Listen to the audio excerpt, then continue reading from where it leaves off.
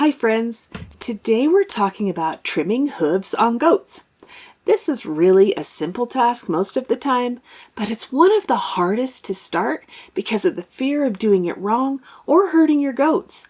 Today I'm going to talk you through hoof trimming, factors that affect hoof growth, and the tools you need, how to do it, and a couple pro tips that will make trimming easier and may even reduce the frequency of hoof trimming required for your goats. Let's dive in. Hey friends, welcome to the Get Goat Wise podcast. Are you longing to raise goats and other animals for food but don't know where to start? Do you want to be more self-sufficient and less dependent on the grocery store? Do you wish you had a mentor to walk you through raising livestock? Hi, I'm Millie, animal scientist, cattle girl turned goat rancher, co-owner of Dry Creek Livestock, and simple living enthusiast. For 15 years, I've been on a mission to raise all of our own meat, eggs, and dairy. Here, we'll talk about raising goats and other homestead livestock, how to create sustainable animal management systems that actually work, and a bit of off-grid life with kids and livestock. If you're ready to take control of your food supply, raise livestock with confidence, and provide your family with the most nourishing meat, eggs, and dairy available, you're in the right place. Kick off your muck boots, pour a cup of coffee, and let's talk livestock. Hey there! Most everyone here has a desire for self-sufficiency on some level, and I think it's important to remember that we didn't get to where we are overnight, and we're still not 100% self-sufficient, and I doubt we ever will be. The most important thing is that we started. We started in our house in town, where we didn't have the space and we couldn't afford it. We started with the most vital things, food and water, and then added to that. If you want to get started on your self-sufficiency journey, start where you are and start with food. Grab an extra can of something you already buy every time you're at the grocery store, and before you know it, you'll have a food supply that will last a week, and then a month, and soon you'll be freeze-drying, canning, and tucking away a year's worth of food. Seriously, it all starts with one can. I feel like a broken record when I say, find a rancher and buy meat direct. And here's why that matters. When you build a relationship with a rancher, you will be at the top of their list if for some reason there's another disruption in the food supply. When the store shelves are empty, you'll have a freezer full of meat, a rancher who appreciates and remembers your loyalty, and best of all, peace of mind and no fear. I also know it's hard to find a rancher that wants to sell direct, and I hear you when you say there's no one in your area that will do it. That's the reason we started Dry Creek Heritage Meats, to give you the peace of mind without the hassle.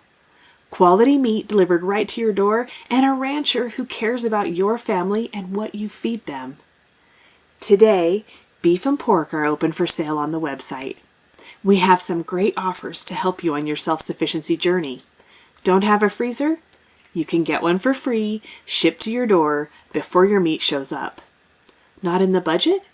We added a deposit option on the bigger meat packages so that you can reserve yours now and then pay the balance 2 weeks before it ships. Pork ships in July and beef ships in July and August. We're going to ship that to you for free in the United States, excluding Alaska and Hawaii. For the summer beef and pork, we only have 5 beef and 10 hogs available. It's first come, first served, so don't miss out. And to celebrate, we are doing a giveaway of the Farmhouse Favorites Meat Bundle. That's 15 pounds of pasture-raised beef and 5 pounds of premium pork shipped right to your door. To enter the drawing, go to drycreekheritagemeats.com/podcast special. We also have gift cards for loyal podcast listeners, $75 off beef packages, $50 off pork, and those are going out to the Insiders list today. If you haven't signed up for the Insiders email list, you can do that at getgoatwise.com/insider, so you'll be the first to get notified of special offers. I appreciate you being here and being part of our growth and dreams. And my hope is that I get to be a part of yours as well through this podcast and by putting meat on your table. So what's happening on the ranch? More snow and mud. It's March for sure. It's looking nice for the next few days, and then more rain and snow. We branded the bottle calves and banded the 2 bull calves. Castrating bigger calves is a little more risky than young calves, so we tried something different called the Zip Bandit. It's a zip tie with surgical tubing. It was quick and easy, and if it works, we'll be using that a lot more often. I'll link it in the show notes. The spring chicken show was last weekend, and my husband was a superstar and took Darcy to the show, which freed me up to get the office work done.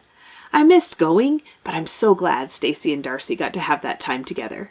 The roads were terrible, so I'm glad I didn't have to drive in all of that.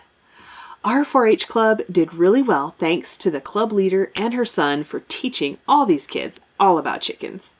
Lots of awards and smiles came home with the kids.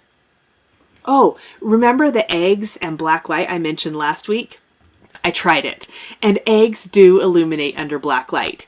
My brown eggs were different shades of pink, from light pink to a deep magenta. So cool. I haven't tried it in the barn yet, but I'm going to.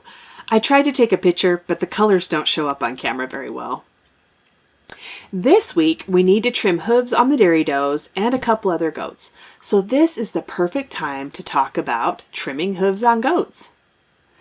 The goal of trimming is to keep the goats walking normally on their hooves, maintain foot and leg health, and keep them comfortable, and that will increase longevity in the herd. How often do you need to trim your goat's hooves? This depends on the goat's age, the terrain they walk on, activity level, nutrition, and genetics, and that can range from as often as every 4 weeks to never needing to trim them. As goats get older, their hooves grow slower, but they may still need more frequent hoof trimming because they're less active. Hoof overgrowth can also put extra strain on their joints and cause unnecessary discomfort. So, keep an eye on your older goats and trim them as often as they need it. Terrain is one of the biggest factors and can vary widely by location and even by season in the same location. If your goats are out grazing on rocky, rough ground and they travel quite a bit, you may never need to trim them. Their hooves will wear down naturally, just like they're intended to. If your ground is soft, they won't get the necessary wear to keep their hooves in good shape. In the winter, when they're walking on snow, same thing. Hooves will overgrow. Just like with older goats, if goats of any age have a lower activity level, they'll need their hooves trimmed more often. This is usually the case when goats are confined to a smaller space. Not only do they have a lower activity level, but the ground is usually softer in this situation because of bedding and wasted feed, so it compounds the situation. One thing I've seen with folks who have goats in confinement is to put cinder blocks out for them to climb on, which naturally wears down the hooves. A ramp with asphalt shingles will do the same thing. So will your roof, but whether you want them climbing on your roof is up to you. Nutrition. Healthy goats have healthy hooves. A lot of this goes back to mineral, which we've talked about before. Zinc and copper play a big role in hoof health, along with protein. Zinc is probably the most important mineral for hoof health because of the role it plays in keratin production, and hooves are made of keratin. Zinc is also critical for hair and skin health. Copper plays a role in keratin production too, so it's important for hoof health as well as for hair and skin. Both zinc and copper deficiency are common in goats in our area. Now I'm careful about making a blanket statement about this because minerals really depend on the feed you're feeding, the area you live in, and the genetics of your goats. Copper bolusing goats seems to be a standard practice if you do a Google search.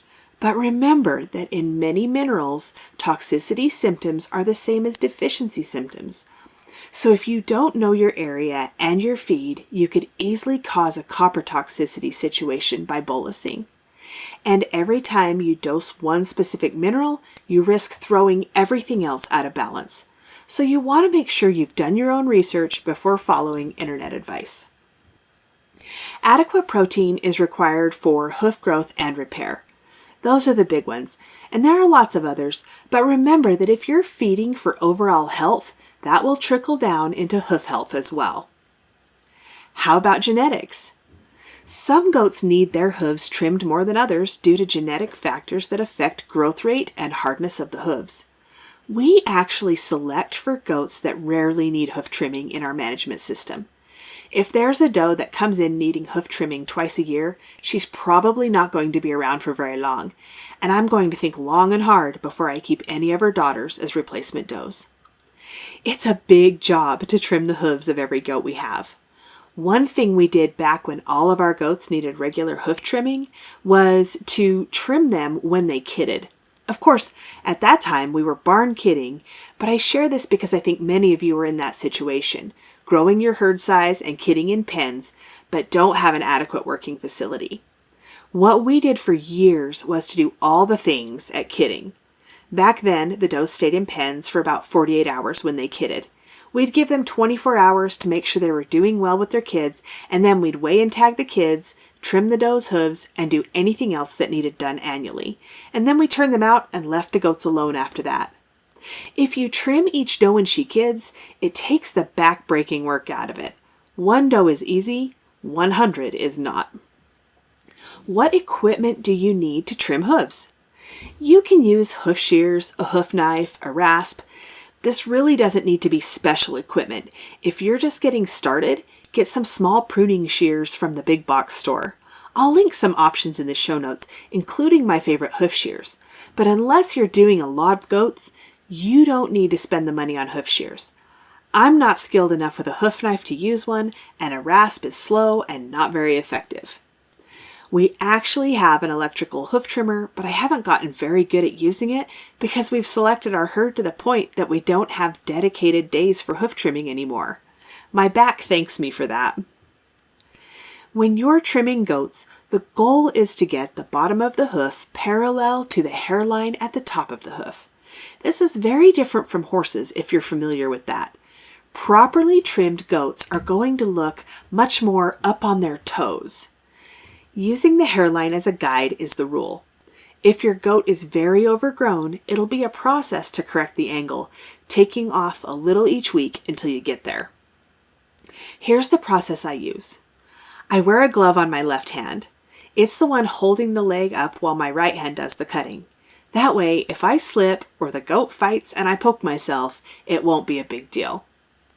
First, trim off the front of badly overgrown hooves, and then trim down the sides. The sides will be folded over the sole, so slide your trimmer blade under the edge between the sole and the side and cut the sides off until they're even with the sole. Go ahead and trim the heel a bit to even it up with the sole. Check your angle with the hairline and take more off the toe and sides if needed to get the angle correct, and then level it up with the heel so the bottom is even and flat. Stop when you see pink, even if the angle is not quite right yet. Give it a week and take a little more off and repeat until you get it corrected. Correcting the angle of a hoof can take a month or two. If you trim a little too much and see blood, don't panic. We've all done it. Remember first aid? What do you do when you see bleeding? Direct pressure. Well, it's the bottom of their hoof, and they're standing on it, so direct pressure is a given. If they go lay down or hold their foot up and don't want to stand on it, you can put some blood stopper powder on it. I know you can cauterize in the case of a severe cut, but I've never needed to do that, and I've trimmed a lot of hooves and made a lot of mistakes. Just take your time, take thin cuts each time, and you'll be fine. Here's a pro tip. If you have a goat that is fighting you on hind legs, have a friend pick up the opposite front leg and hold it there. This leaves the goat standing on one front leg and the opposite hind leg, and they're much less likely to fight you as hard. I hope this helps you get started with hoof care for your goats. Trimming hooves can be intimidating, but it doesn't have to be. Take small cuts, quit when you see pink, and practice. I'll get a video up in the Facebook community. Most of the time, seeing someone do the thing you're trying to learn is the best way to figure it out. If you have questions, come on over to the community and start a conversation. That's at bit.ly/getgoatwisecommunity. And make sure you're on the insiders list to get the Dry Creek Heritage Meats gift cards. See you next week. Hey there, thanks for listening today. I'm so glad you're here. If this episode helped you or encouraged you in some way, share the link with your homesteading friends. And if you really want to help me out, click on over to Apple Podcasts and leave a rating and a review. You can connect with me on Instagram or email linked in the show notes, and meet me back here soon for more Get Goat Wise.